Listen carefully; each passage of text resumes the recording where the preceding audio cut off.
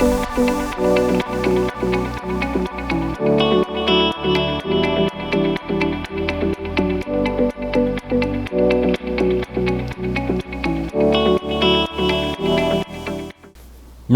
can be a tricky topic to study. This is usually because morality can be a very subjective topic. What one person considers to be moral behavior, another person may not. Often, our sense of morality is usually shaped by religion, culture, and family influences. However, how we apply these influences can reflect cognitive functioning. In this video, I'm going to talk about Lawrence Kohlberg and his theory of moral development. Lawrence Kohlberg was a psychologist that was hugely influenced by the work of Jean Piaget in developmental psychology. He specifically wanted to focus on how our cognitive development shapes our moral development. He dedicated his life to exploring this topic in many different ways, and one of the first ways he did it was through the application of a fictitious story involving a moral dilemma. The story is known as Heinz's Dilemma, and it is very famous and often used, not just in psychology, but also if you've ever taken a class on morality or ethics or philosophy. Heinz's Dilemma goes like this. A woman was on her deathbed. There was one drug that the doctors said would save her. It was a form of radium that a druggist in the same town had recently discovered. The drug was expensive to make, but the druggist was charging 10 times what the drug cost him to produce. He paid $200 for the radium and charged $2,000 for a small dose of the drug. The sick woman's husband, Heinz, went to everyone he knew to borrow the money, but he could only get together about $1,000, which was half of what it cost. He told the druggist that his wife was dying and asked him to sell it cheaper or let him pay later. But the druggist said, no, I discovered the drug and I'm going to make money from it. So Heinz got desperate and broke into the man's laboratory to steal the drug for his wife. Should Heinz have broken into the laboratory to steal the drug for his wife? Why or why not? The point of the story isn't necessarily for a person to come up with the right answer. In fact, there really was no right or wrong answer. What Kohlberg wanted to see was how the person came up with their answer. He did repeated studies where he gave this dilemma to many different people of many different ages. And he discovered that there seemed to be a consistent pattern in the type of reasoning applied to this story that seemed to evolve with age. This became the cornerstone of his theory of moral development. Kohlberg's theory of moral development is divided into 3 levels and 6 stages. The levels are named with level 1 being pre-conventional morality, level 2 being conventional morality, and then level 3 being termed post-conventional morality. Each of the levels has 2 stages, which are numbered from 1 to 6.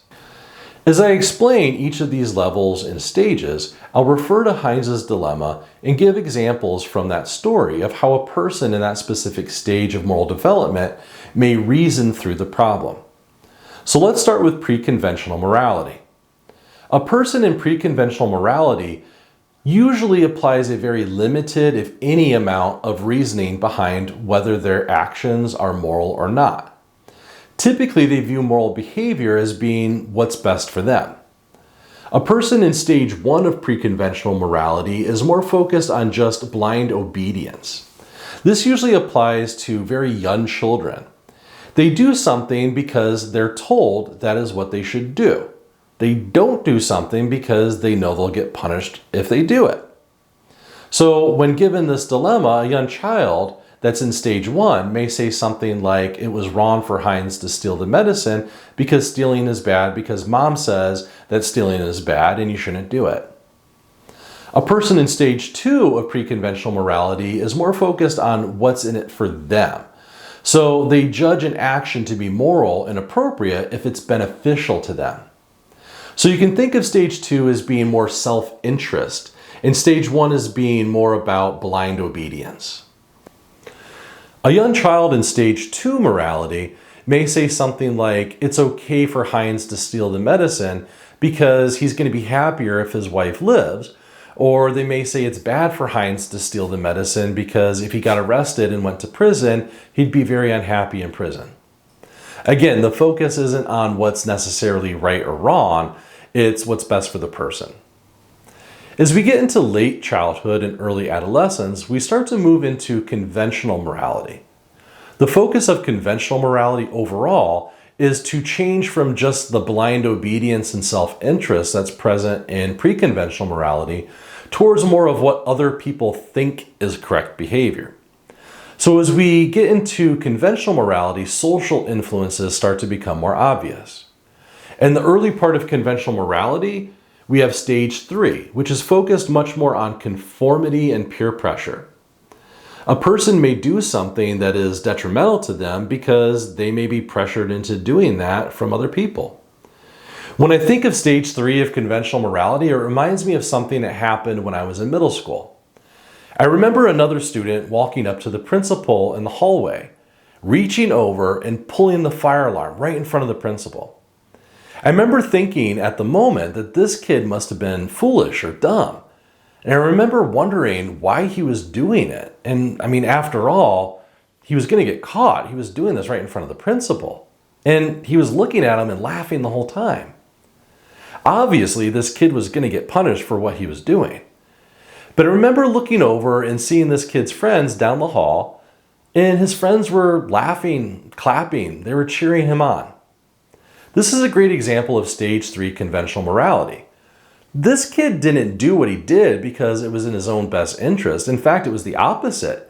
He did it because that's what his friends wanted him to do. And he looked like the big man for walking up to the principal and pulling this prank. Not surprisingly, this can explain why some teenagers can engage in reckless and even dangerous activities. What's interesting, though, is that as we grow through conventional morality and go into stage 4, we're still influenced more by what other people think we should do. The difference is that we're no longer focused on aspects of peer pressure and conformity. Rather, we base our behaviors on what society as a whole says is correct. This means changing our behavior to conform to things like laws and religious beliefs. We're still not necessarily basing our judgment of morality off what we personally think is right or wrong, but rather what society or culture says is right or wrong. Kohlberg found that most adults remain in this stage of moral development, stage 4 of conventional morality. However, he did identify additional stages of moral development, which brings us to post-conventional morality and stage 5 and 6. Post-conventional morality can be thought of as more of a personal and individual moral belief rather than simply adhering to societal standards. In stage 5, there's more of a belief in social contract that should exist regardless of law, cultural norms, or even religious beliefs. You can see this be present when there's discussion of things like an American company doing business in a foreign country that may have very different standards of labor. For example, if an American business decided to close factories in the United States to open a factory in a third world country using child labor. Child labor may be perfectly fine by the laws and cultural norms of that foreign country, but could still pose an ethical and moral issue. Stage 6 of post-conventional morality is an expansion on this, where a person starts to believe that there are certain fundamental universal ethics. A good way of distinguishing post-conventional thinking in general from other types of moral reasoning is that a person in post-conventional morality will engage in behaviors that may be detrimental to them as a person, but will still do them because they know their actions are ethical and moral. So, say, for example, a company that decides to have less profit and keep an American factory open rather than going to a third world country and using child labor. This decision is negatively impacting that company because they're making less profit, but they're doing it because they know it's the right thing to do. On a personal basis, you can think of somebody like Mahatma Gandhi or Martin Luther King. Both men engaged in behaviors that violated the laws and cultural norms of their times. Both men suffered greatly as a result. However, they knew that the laws and cultural norms that they were violating were unethical and they were immoral. If they were to follow them, they would also be unethical and immoral. So they felt that it was their duty to violate those laws and cultural norms. In the end, both men paid the ultimate price because they were both assassinated for their own beliefs. This is an important distinction because when you see Kohlberg's theory and his levels, many people assume that the last stage of moral development is where everybody kind of ends up as adults. However, this is not the case. And Kohlberg and other researchers have found that most adults really don't go beyond conventional morality and about stage 4. Even those that do won't usually spend very much time in post-conventional morality. It may only do it for certain circumstances or purposes that they feel really strongly about, but will then return to conventional morality for other things. Kohlberg's theory is still very relevant to this day. However, there are some people who have criticized it.